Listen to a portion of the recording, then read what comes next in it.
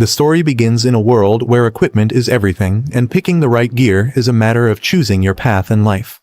It might sound simple, but sometimes, these pieces of equipment get stuck on your body forever with no way to remove them. Our hero Noroi is a frail boy who is getting bullied and beaten by a party of adventurers at the Mahalish Town Adventurers Guild. All he has done is daring to ask for payment from them for his service. The party members, seeing no value in a G-ranked adventurer like him, mockingly argue that carrying their equipment should be more than enough compensation for someone as useless as him. And instead of receiving even a shred of compensation, the bullies have done nothing but use him as bait to lure out monsters, throwing his life on the line again and again. The party leader, puffing up his chest, brags about being a B-ranked adventurer with 3 equipment slots before grabbing Noroi by the collar and yelling at him to know his place for having no slots at all. Unable to resist, Noroi simply apologizes, only to be tossed aside with his head slamming against the ground, making him question if he truly deserves this kind of treatment. After enduring such cruelty time and time again, he has long given up on defending himself, and his emotions are dulled to the point where he no longer even feels embarrassment or humiliation. The leader of the bully party steps on Noroi like a discarded rice sack before proudly kicking him out, claiming this would at least lighten their load. For Noroi, this has become such a routine that the masses have mockingly crowned him with the title of Noroi the Zero. As the scene shifts, the poor little broomstick of a boy finds himself gazing longingly through the window of an equipment shop. Pressing against the glass, he dreams of the day he can finally equip the gleaming armor on display.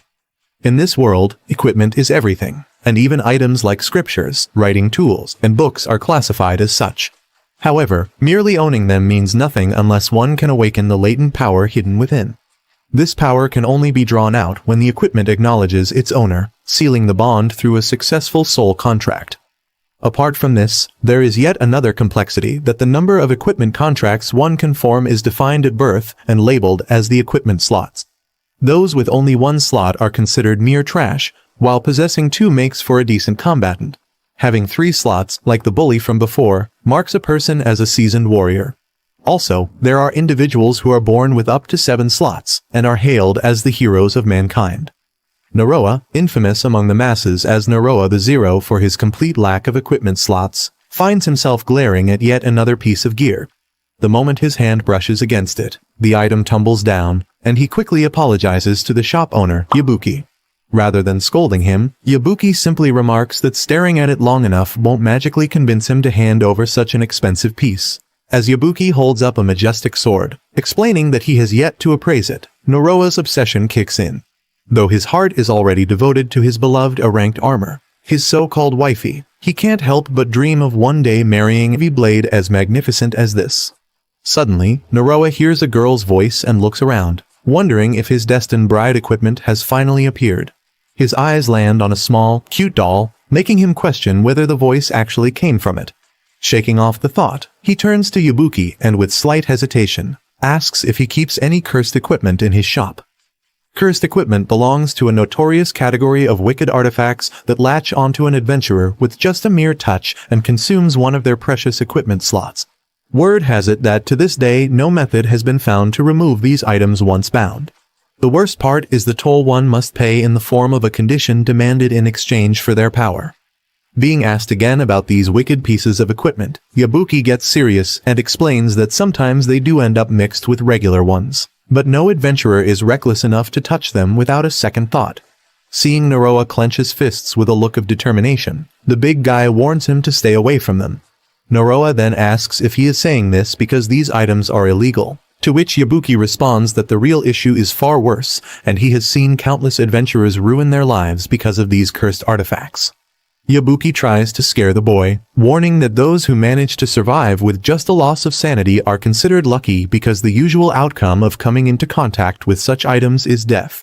Noroi dismisses the warning, refusing to fall for scary stories, but Yabuki remains firm, giving examples of cursed items including a gun that randomly unalives a person, and a doll that takes the life of anyone who holds it.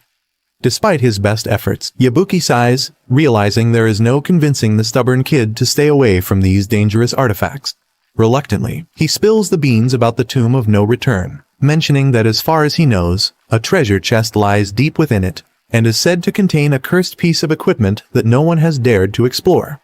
The big guy mocks Noroi, teasing that if he is this excited over cursed equipment, he might as well try looting that item, though chances are he would end up dead long before even reaching the chest. Yabuki goes on to argue that having one less person bothering him every day wouldn't be such a bad thing. Hearing all this, Noroi simply bows to pay his respects and takes his leave. As Noroi steps out, he gets fired up, fully set on getting his hands on this so-called cursed equipment. Although he understands the risks that come along with it, so he is eager to have equipment of his own. People call him Noroi the Zero because he supposedly has no slots, but the truth is he has been keeping a secret.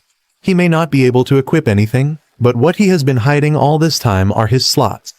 Pulling up his adventurer's panel, he reveals the 9,999 equipment slots written at the end of it. His stats might be worse than the average adventurer, but his capacity is beyond anything imaginable, though things aren't as simple as they seem. In his slot lies a cursed accessory that only allows him to equip cursed equipment, making his absurd number of slots almost meaningless. The strangest part is that Noroi has no idea when or how he ended up with this item, nor does he know what it looks like or where it even is on his body. Knowing that he can equip as many items as he wants as long as they are cursed, he recalls a hazy memory from his past. Somewhere deep in his memories, he faintly remembers a lady telling him that one day, he will become stronger than anyone else. These words served as a lifeline for Noroi, giving him a glimmer of hope to live on. He further remembers the lady asking him to search for cursed equipment and save her. Feeling determined once again, he waits for the next morning to arrive. As dawn breaks, he sneaks after his former party, trailing them into the Tomb of No Return, which is a B-ranked dungeon.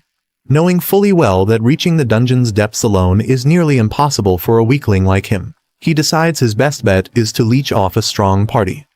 Luck seems to be on his side, as the party leader happens to be the strongest adventurer in town. Given that they already explored this dungeon yesterday, Noroi figures they must be planning to clear out the whole place this time. His best gamble now is to stick to their shadows, letting them carve a path through the dungeon while he waits for the perfect moment to snatch the cursed equipment for himself.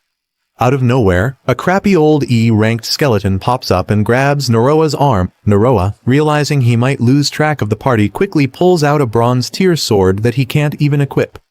Thinking his training should be enough to handle this, he swings in an attempt to stun the skeleton and make a break for it, but the thing doesn't even flinch. Instead, it smacks him straight into the wall. His sword gets completely shattered, and before he can even think of a backup plan, the skeleton appears before his eyes. The scary sight scares the crap out of the little boy, and he bolts out of the dungeon like his life depends on it. As Noroi steps outside, he wonders if the party has already cleared out the entire dungeon. He looks down at his shattered sword and feels a wave of disappointment. Even though he couldn't equip it, it had taken him years to save up for that bronze tier weapon.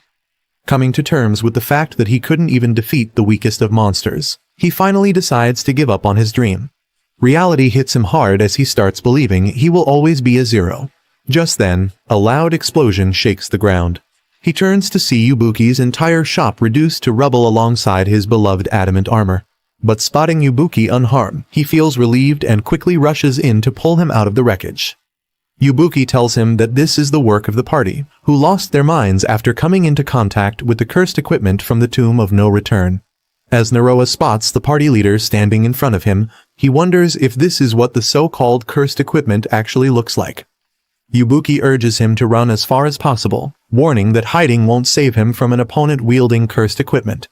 Meanwhile, he pulls a shield and sword from the wreckage and forms a soul contract with them. Extending his hand toward the little boy, he reassures him that he's been through worse and will get him out of this. But before Noroi can even reach for his hand, he watches in horror as the party leader slashes Yubuki down in an instant, splitting his body into pieces. As the corrupt party leader steps closer, Noroi's entire body locks up at the sight of death looming over him. The man grabs him by the collar and lifts him off the ground with ease. For a moment, Noroi considers struggling free, but then he stops himself, realizing that even if he did escape, he'd just go back to the same miserable life as before. With that thought weighing on him, he gives in, calmly accepting his grim fate. Closing his eyes, he hopes for a painless death. Before long, everything fades into darkness until a sudden loud construction noise jolts him awake. As he opens his eyes, he notices the sun already sinking below the horizon, making it painfully clear that he has been asleep for over 10 hours. A familiar voice reaches his ears, and he quickly realizes it's the same one he heard from that doll in Yabuki's shop. The doll impatiently urges him to hurry up and equip her. As Noroi stands there in surprise, the doll grows even more impatient, pointing out that even a clueless fool could equip a cursed item like her with just a simple touch. Trying to make it sound more tempting, she adds that she's free for a limited time offer, making Noroi wonder if she usually comes with some kind of hidden fee. Seeing the cursed equipment he had been hoping for right in front of him, Noroi couldn't help but move toward it. But before he could reach her, the corrupt creep pounces at the doll, while Noroi barely manages to escape. He assumes the doll must be done for, yet to his surprise, he finds her legs sticking out from the rubble. The attack that had reduced the adamant armor to ruins had barely made her let out a complaint about the pain. The doll points out that since he dodged the attack, it must mean he actually wants to live. She tells him that if that's the case, he needs to equip her immediately. Hearing this, Noroi starts thinking about his life, and is just about to give up again. But then the words of the woman from his memory echo in his mind. Clinging to the last bit of hope he has left, he reaches out and picks up the doll. Noroi is suddenly hit with a splitting headache before finding himself sinking into the null void alongside the doll. The next thing he knows, he's lying on the rubble of the shop, struggling to get back on his feet. The system chimes in, providing details about the doll, revealing that her name is Jinx Straw and she belongs to the 7 Cursed Dolls series. However, she comes with a condition that completely wipes out her owner's luck stat. Noroi wonders if all the chaos he just endured was actually a soul contract, but the thought of finally equipping something lifts his spirits. Meanwhile, Jinx starts dancing, celebrating her newfound ability to move freely. Wasting no time, Noroi checks if he can unequip the annoying pest only to find out that she's clinging to him like an unskippable tutorial. When Noroi calls the doll by her first name, she immediately kicks off a debate, acting offended that he is being too casual. But the second he tries calling her Miss, she suddenly changes her tune, acting all high and mighty, saying that now he is being way too formal. Jinx then tells him about her ability, which she calls equipment hijacking. She explains that it bends the logic of the world and allows someone to break past the system's restrictions. She goes on to say that with her power, he can easily snatch equipment that is already equipped by others. Suddenly, a key materializes in Noroi's hand, and the doll comes sprinting toward him, yelling for him to stab her heart with it if he wants to overturn death itself. With no other option, Noroi clicks the key into her heart, unleashing the demonic powers of the 7 series doll equipment. Everything around him blurs, and the next thing he knows, he is jolted awake when Jinx hurls a stone straight at him. Noroi wakes up to find the SSS ranked cursed sword, Bloodlicker, resting in his hand. Jinx informs him that the sword is among the most powerful even within the cursed items, and it still has room to grow. Noroi's face lights up as he admires the sheer beauty of the weapon, prompting Jinx to grumble that she never got that kind of treatment when he first equipped her. Jinx then remarks that she is happy for him, considering he no longer has to remain a zero. As she confidently declares that he will become the most powerful, her words blend with the voice of the woman from Noroi's memories. She reaches out her hand, urging him to stop doubting himself and assuring him that he has the potential to become whatever he desires. As the scene shifts, Noroi sits on the rubble, mourning the destruction of his city, which had been reduced to ruins by a single cursed piece of equipment. However, his grief is abruptly interrupted when Jinx picks up the party leader's underwear and holds it up, pointing out that it's golden in color. Leaving his hometown behind, Noroi considers the risk of staying, knowing that the cursed equipment he now wears could bring even more trouble to the people. But now that he's gone, he wonders what he should do next. Seeing his gloomy expression, Jinx asks if he's all gloomy because he's hungry, then puts on a big smile, hoping it will cheer him up. She even tries making silly faces to get a laugh out of him, but when all her efforts go to waste, she ends up getting mad at him instead. Noroi suddenly realizes that for the first time in his life, someone is actually worried about him. As he walks through the peaceful forest, the tranquility does not last long as a ranked evil bear appears out of nowhere, probably looking for some food. Fear grips Noroi as he tells Jinx they need to escape immediately, but she stops him, insisting that he unsheath his new cursed sword and cut the beast to pieces. Remembering Bloodlicker's condition makes him hesitate, but the big bad bear does not give him a moment to think, forcing him to reluctantly draw his sword. The moment the sword is unsheathed, Noroi feels a throbbing sensation as his consciousness shifts, sending him into a berserk state. In this uncontrollable frenzy, he charges straight at the big bad bear, only to find himself waking up later with no memories of what just happened. Jinx informs him that he has defeated the monster, but he struggles to believe her words. For the first time in his life, he has taken down a monster on his own, yet he cannot recall anything that happened after drawing the sword. The thought of losing control and going on a rampage worries him, but fortunately, the outcome turns out to be just perfect. Hearing all this, the lady doll argues that everything so far seems too good to be true. Not only can the boy possess as many cursed equipment as he wants, but he also ended up with her and the legendary S ranked Bloodlicker sword handed to him on a silver plate. Noroi finds her words making sense and struggles to understand how so many coincidences could happen, suspecting that someone or something might be behind it all. Jinx then points out that even if someone is manipulating Noroi, all he needs to do is become stronger than them. She convinces him by adding that if he were to kick the bucket, she would be in serious trouble, with the trouble being that she would no longer get to enjoy those delicious meals at gourmet restaurants. With our guy successfully convinced, she suggests tackling a dungeon, arguing that it might reward him with more cursed weapons since the sword alone is not going to be enough. The thought excites our hero as he remembers that he has infinite slots for cursed equipment that only he can use. Seeing Jinx determined, Noroi agrees and takes her along. When he arrives at the Giant's Town Adventurers Guild, Jinx gets angry, arguing that she has been tricked since there is no dungeon here. Noroi calms the little lady down, telling her that they need to make some arrangements instead of barging straight into a dungeon. He explains that they will need permission from the guild because if they don't, their names might end up on the wanted list. Jinx replies that she finds such stupid, mindless procedures annoying, making Noroi realize that people might find it odd to see a doll sitting on his shoulder. As the boy enters the guild hall, laughter erupts everywhere, with people telling him to find somewhere else to play with dolls. Noroi quickly rushes over to the counter to get the paperwork done, knowing he won't be able to put up with this for long. The counter lady looks concerned, pointing out that the dungeon he wants to enter is S-ranked, while he himself is at the lowest rank. Thinking fast, Noroi makes up an excuse, claiming he is just a luggage carrier scouting the area in hopes of getting hired by a big party. The counter lady somehow buys it, though she warns him to be careful, reminding him that the guild lacks the resources to retrieve the body of a G-ranked adventurer from an S-ranked dungeon. Hearing the mention of G-rank, a big baldy strides over to the counter, mocking Noroi for thinking dungeons are a playground where he can play with dolls. Noroi quickly drops to his knees and apologizes, hoping the guy will leave him alone, but the brute steps closer and tries to pick up the doll. Jinx immediately slaps his hand away, warning him not to touch her. Noroi hurriedly whispers to Jinx, ordering her to stay quiet. The big guy assumes Noroi is some kind of puppet artist and was the one making the doll talk. He finds Noroi interesting and even offers him a spot as a luggage carrier for his B-ranked party, mocking that he would make a great meat shield and bait for monsters.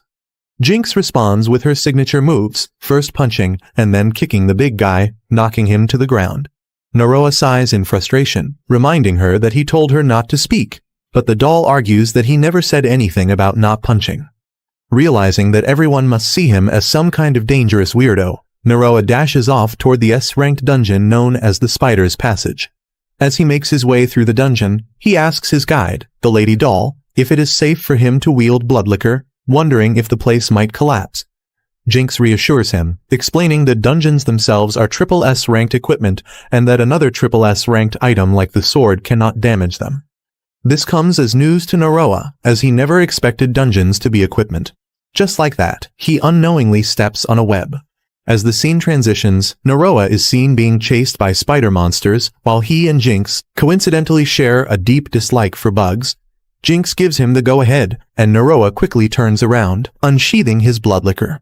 Entering Berserker mode, he loses himself in the battle and later wakes up lying on the ground, having taken down all the spiders.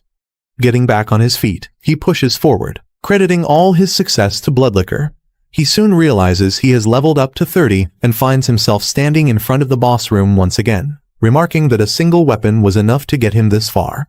Jinx corrects him, saying he is wrong to think it was just because of a weapon, as he himself is truly strong. She praises him for his swordsmanship and his deep understanding of monsters and traps, arguing that his own abilities perfectly complement